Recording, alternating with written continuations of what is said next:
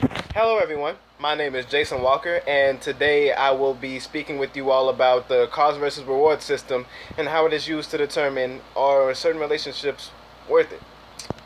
Let me begin just by saying that I know I am not alone in saying that I am the only. Uh, I know I am not alone in saying that I have been in a relationship that just didn't work out before. I know that those of you who are watching this video might have been in one or multiple that just didn't work out as well. And and looking back, as soon as you finish dealing with your potential emotional aftermath, assuming there was any, and there might have been some physical aftermath as well, depending on how well or how badly the relationship ended. Each situation is special. But as soon as you finish sorting through all of that stuff, you might have found yourself asking the question, was all that really worth it? If you have, once again, you're not alone. In fact, I'm your friend today because I've been through that as well. It's not a good feeling. I can tell you that. Um, in fact, I went through this not 2 months ago.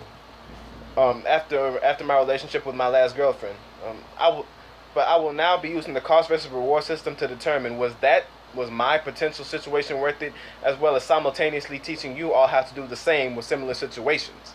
And it doesn't even have to necessarily be a old girlfriend or boyfriend. It can be family, mom, dad, brother, sister, cousin, friend, old best friend, new best friend, someone you just want to reconnect with, co-workers, whatever. This system literally works in every situation. Now, thinking on my particular situation, thinking back before her and me had solidified anything. Sorry. Thinking back before her and me had solidified anything.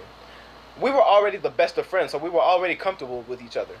We had a similar group of friends, so there was very little adjustment there. We had a physical attraction, we had a psychological attraction. We loved each other's minds at the time. And we lived in the same neighborhood, so we could see each other pretty much whenever we wanted. There was no long distance. All of these were immediate rewards, good things that happened right off the bat.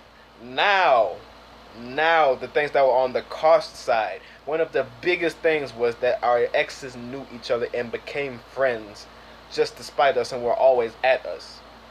Another thing, we were both emotionally stressed from our last relationships. So we brought all the stuff that happened there to ours when it didn't need to. And finally, oh no, not finally. We both have mental disorders. We were both clinically diagnosed with depression, which brought its own set of issues each way on both our ends.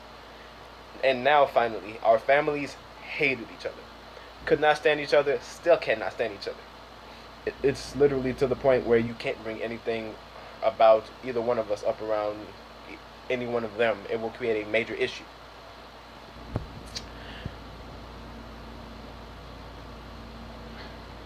The amount of things on the cost side versus the amount of thing on the reward side may even out in numbers, but in the weight, how they weighed out, the ordeals of the cost beat the reward by a landslide. Although I was incorrect about how much the cost related side would affect us, I was spot on in predicting all of the forecasted costs versus rewards. Like I said, we had been friends for a year and some change before we even began a romantic relationship. If you get into a relationship like that sensically, it's the most surefire way to see what you're walking into. But if you're like me, and like she was, and then think about how everything will weigh out, not knowing that not everything weighs the same just because you number it and list it, then you might as well be going in blindfolded, literally. Now, as far as have I ever began or ended a relationship based off of the cost versus reward structure? Of course, yes, I have, and I'm not ashamed to admit it. Everyone has, whether they want to admit it or not. It's human nature.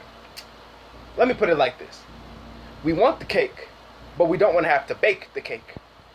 We don't want to gather the ingredients, blend them together, and put it in the oven ourselves. Translation: we want good relationships without having to do much to get them. If it costs too much, or if you're dealing with some people, if it costs anything at all, you don't want it no more. Also, when dealing with people, you have to understand the forces that are working in your realm. Most importantly, the forces that are working against you. the dialectical forces. You have to understand these in order to best combat them. The realization that I made on the dialectical tensions that were working in our relationship were that they were mostly coming from people on the outside, people who didn't want us to be together, or people who didn't want us exclusively but still wanted to mess with us. All these voices coming from the outside stressed us out and created many arguments when there was nothing to fight about. But us being us, not realizing it, we blew the opposing forces up in our heads so big until they became too big of an issue. And last but not least, some ask, well, did you work these tensions out? As I stated earlier, unfortunately, we are no longer together, so no, I did not work them out, nor did she. But I didn't work them out because I didn't understand them until now. Literally, preparing this speech and preparing to record this video helped me realize everything that I just said about that exact situation. But now, looking back to resolve these problems, I would have set a time and place for us to meet up, and I would have said exactly what I just said. And it also would have been just for us to express ourselves, release all the frustration about our situation.